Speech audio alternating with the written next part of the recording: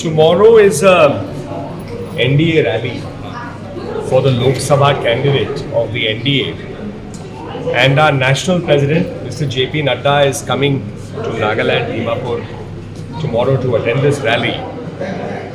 In preparation of that rally, our dynamic team led by our president of the state, Benjamin Yaptuni, and all the Karyakartas and office bearers have been working. So in advance, in preparation, to just come and review everything, to see the arrangements and to strategically plan in various things that they have already decided. I came in today. We are looking forward to a grand success of the rally, which will be addressed by our national president, Naddaji, the Honorable Chief Minister of Nagaland, Mr. Neforio, obviously the candidate and other senior leaders from both parties and the NDA. I would also like to point out that we are all working together to ensure that there is a third term of Prime Minister Narendra Modi ji. In his leadership, the Government of India has served the people of India, focused on the Northeast and also focused on Nagaland. Therefore, we believe that this is one step more to strengthening that government by winning the seat of Nagaland and sending an MP with a good majority to Parliament. So the clean election movement of the NDC, the Nagaland Baptist Church Council, the apex body of the church in Nagaland, has stated that survival of democracy is at stake. What are your views on this? Democracy is always strongest and survives when the people have an opportunity to vote freely and select whoever they want.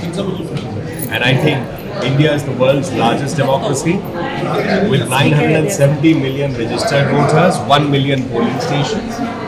And it is the testimony of the will of the people of India across all states that they can go and vote for any candidate they want. And I think that is the strongest example of democracy. If somebody has a different point of view, we live in a democracy. The constitution gives everybody the right to have a point of view. So they may be entitled to say what they want. As far as we see it, I think the world recognizes, India recognizes, the ordinary voter of India knows that it's a fully functional democracy. The government over here, the PDA government, is still trying to convince the eastern areas to take part in the elections. Why is that so? Is the PDA government feeling a little uneasy that the eastern Nagaland area is abstaining from the elections? I think every government, the Honorable Chief Minister is the Chief Minister of the state of Nagaland, of all the parts of Nagaland. It is all the people of Nagaland, the voters of Nagaland who have elected MLAs in all parts of Nagaland, including the eastern area. There are ministers from that whole area, ministers from other areas. It's a combined government of Nagaland. And I think it is an appeal from the government always to see that the largest number of people come out, they vote. And whatever it is, in a democracy, there are ways and means of addressing things. So it should be seen in that positive light. So are you aware of the show cause notice by the Election Commission to our Deputy Chief Minister, Sir Y. Patton, regarding the alleged... I saw and what is your take on what he commented? I saw what Pattonji spoke in the media. I also saw the notice. I have also seen the Election Commission taking note what his response was and the fact that he was saying it was a joke.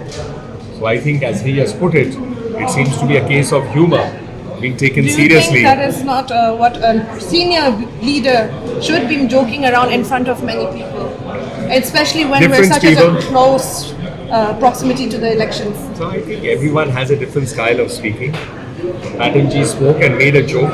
He has responded to that notice. That notice has been, his response has been noted, and that notice stands closed. I think that is the most relevant part. Last question. So there's a different sense of wave right now across the state of Nagaland. We being in the media, we're kind of noticing it that people are talking about the Congress being a very good contender this time for the Lok Sabha elections. What would you like to say on that? So as the Prabhari or in charge of Nagaland and as the election in charge of Nagaland, the party has given me an opportunity to see both the state elections, work for it, now in the national elections and for the MP. I find that history, at least in the last election, shows the Congress party's entire campaign was through its press conferences and in the media, less on the street and less among the voters. So perhaps based on that experience, they are building on it further.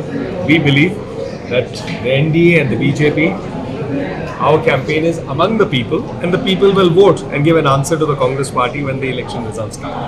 Thank you. Thank you.